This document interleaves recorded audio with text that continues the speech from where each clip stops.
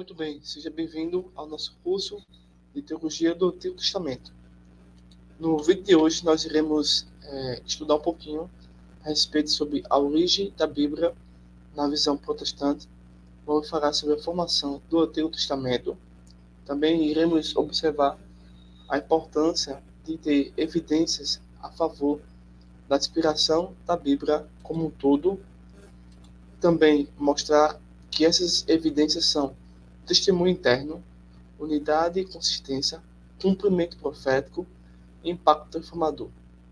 Após conhecer o alicerce da inspiração, de toda a Bíblia, em especial o Antigo Testamento, podemos conhecer agora um pouquinho sobre três teorias sobre inspiração. A primeira é a ortodoxia, que tem realmente base profundamente bíblica.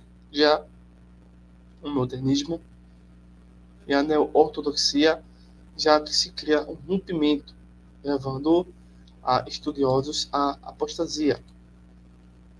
Por fim, iremos perceber que o Antigo Testamento possui sua reivindicação a favor da inspiração bíblica. Iremos também observar que é necessário que o estudo do Antigo Testamento passe por esses caminhos para ter uma melhor compreensão como um todo.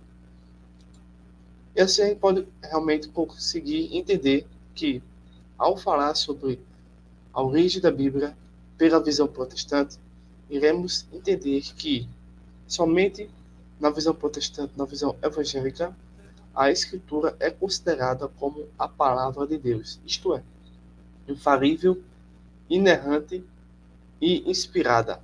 Isso leva à seguinte conclusão, que todos os demais livros, sejam os apócrifos ou deuterocanônicos, são livros ou epístolas ou cartas falsificadas. Somente o conjunto de 66 livros é inspirado por Deus.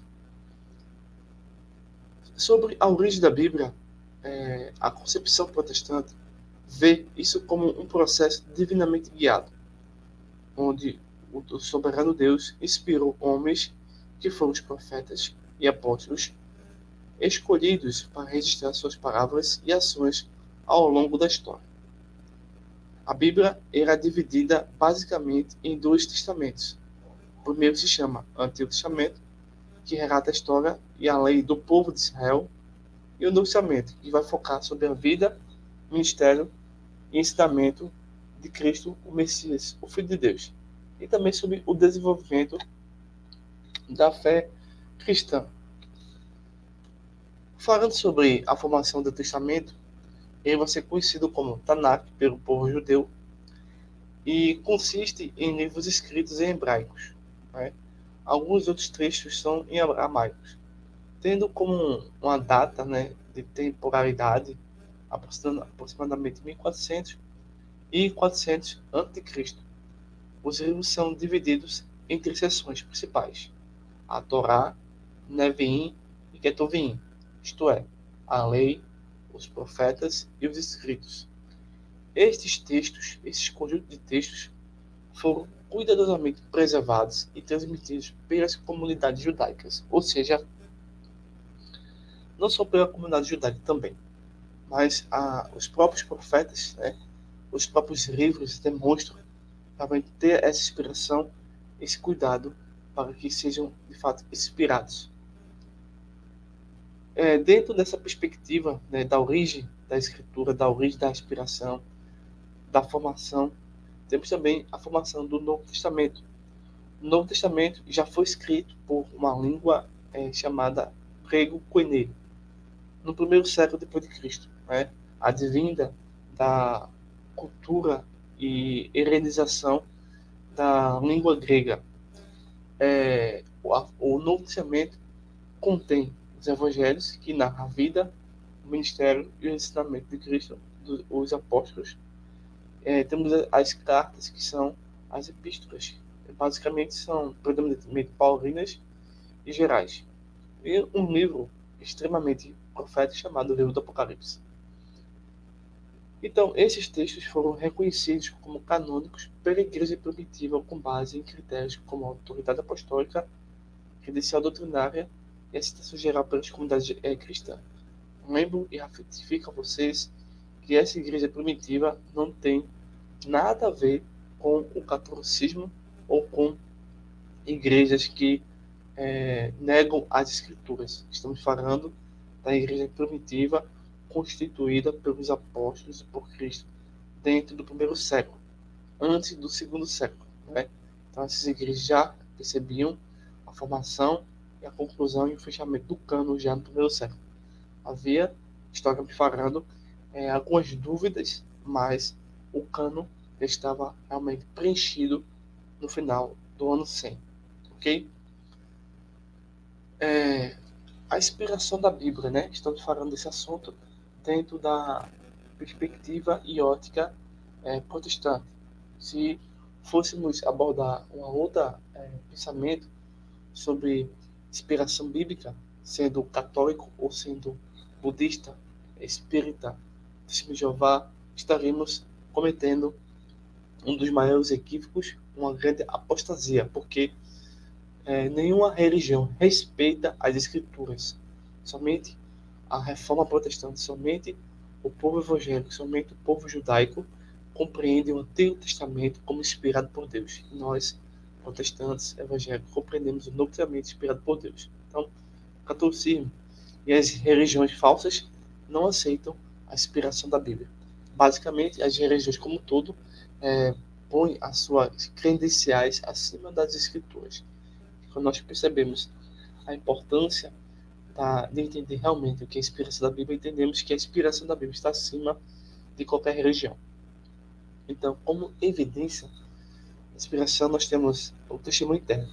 Isto é, a Bíblia afirma sua própria inspiração. Não somos nós. Você vê isso no Timóteo 16, que diz assim: toda a escritura é inspirada por Deus. 2 Pedro 1, 21. Porque a profecia jamais foi produzida por vontade de homem algum, mas homens santos de Deus falaram inspirados pelo Espírito Santo. Essa é a primeira evidência da inspiração. Uma outra evidência é a unidade e consistência. Então, apesar de ter sido escrita por mais de 40 autores diferentes ao longo de mais de 1.600 anos, a Bíblia apresenta unidade, consistência notáveis em sua mensagem, significativo e propósito. Terceira evidência, cumprimento profético. Muitas profissões bíblicas, especialmente relacionadas à vida, morte e ressurreição de Cristo, foram cumpridas à risca, cabalmente, precisamente, o que reforça a alegação da inspiração divina. Impacto que as escrituras causam como quarta evidência. Então, a Bíblia, quando entendida e operada pelo Espírito Santo, tem sido um impacto profundo e transformador de vidas em milhões de pessoas ao longo dos séculos, o que é visto como um testemunho de sua mensagem divina. Infelizmente, vamos aqui abordar agora as 3 teorias sobre inspiração divina. A primeira é a ortodoxia, e que se baseia realmente na mensagem, no conteúdo da Bíblia. Já o modernismo e a neo-ortodoxia se baseia em conceitos mentais e aposta do ser humano. O conceito da teoria da inspiração bíblica na ortodoxia diz o seguinte: essa teoria defende, principalmente pelos protestantes conservadores, afirma que a Bíblia é verbalmente inspirada, significando que cada palavra foi guiada pelo Espírito de Deus, que é a terceira pessoa da Trindade. A Bíblia é considerada infalível e inerrante em todos os aspectos, ou seja, a Bíblia tem uma mensagem, tem uma doutrina, tem um ensinamento para cada área da vida humana: política, privada, cultural, científica e espiritual. Já o modernismo já é um afastamento da compreensão da ortodoxia. Essa teoria modernismo diz o seguinte: ela vai ser adotada por falsos teólogos liberais, vai ver a Bíblia como um registro meramente humano de experiências religiosas ou de pluralidade religiosas, embora contenha sabedoria e ensinamentos espirituais valiosos. Em alguns casos, não em todos, ela é considerada falível e pode ter e cometer erros históricos, científicos e teológicos. temos uma outra teoria completamente errada, que é a neo-ortodoxia. Essa visão foi promovida por teólogos como Karl Barth, né? Esse teólogo aqui, considera a Bíblia como um testemunho da revelação de Deus. Ela é inspirada em seu conteúdo e propósito, mas a visão desse pessoal mas pode cometer erros humanos. A ênfase está na Bíblia, como meio pelo qual Deus fala ao leitor. Desafiando o modernismo e a ortodoxia percebe que o Antigo Testamento, por exemplo, tem reivindicação a favor da inspiração. E elas consistem na seguinte evidência. Evidência número 1. Afirmações diretas. Muitos textos do Antigo Testamento afirmam ser palavra de Deus, como frases assim, você vai encontrar no Antigo Testamento, assim diz o Senhor, aparecendo frequentemente em diversos livros proféticos. Temos o testemunho do Cristo e dos apóstolos no Novo Testamento a respeito da inspiração sobre o Antigo Testamento. Então, Jesus e os apóstolos citam o Antigo Testamento como autoritativo inspirado. Então, Jesus, por exemplo, disse que não veio para abolir a lei e os profetas, mas para cumpri-los. Temos a preservação e a transmissão. Então, o cuidado com que os textos do Antigo Testamento foram copiados e preservados ao longo dos séculos, bem como a reverência que foram tratados pela comunidade judaica, é visto como testemunho de sua inspiração e soberania divina. Então, a partir daqui, nós podemos finalizar esse estudo falando sobre o tema inspiração do Antigo Testamento. Mas também eu quero indicar um livro aqui para vocês. Não sei se vai aparecer. Eu vou ver se eu tenho em PDF e vou enviar para vocês que fazem o curso de Teologia do Antigo Testamento, tá bom? Esse livro aqui, Introdução Bíblica. Como a Bíblia chegou até nós. Leitura Vida Acadêmica de Norma Geisler e William Nix, tá? Esse livro aqui, deixa eu botar aqui novamente. Aqui, ó. Ok? Vou ver se eu tenho PDF e envio para vocês, ok? Então a gente pode concluir o seguinte sobre esse assunto. Obviamente temos mais detalhes, né? Mas entendo que essa abordagem realmente resumiu essa perspectiva. Então,